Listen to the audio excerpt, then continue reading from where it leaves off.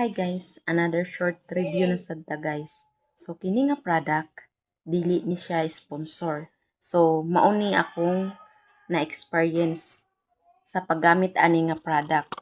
So kini nga product dako ni siya tabang sa mga katong taas og blood sugar, katong mga samad nga dugay maulian, or especially sa atong private part nga kaning mangatol or kanang naay mga yeast infection or unsa pa na diha nga pangatol, matanggal ani, matanggal pod ang mga dark spots ani. So bisan pa og mga katol-katol, especially buni, matanggal ani guys.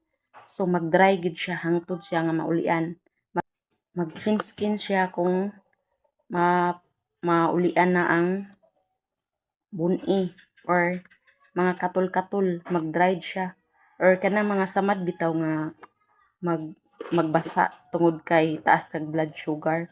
So dali ra siya maulian ani. So mao ni siya guys.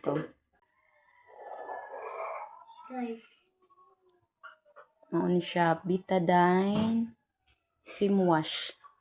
Dali nga maayo ang samad kung nagagamit ka ani nga Betadine Fem Wash.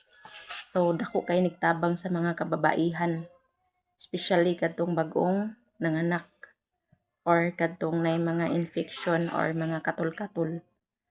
So makaputi jud ni siya guys, promise.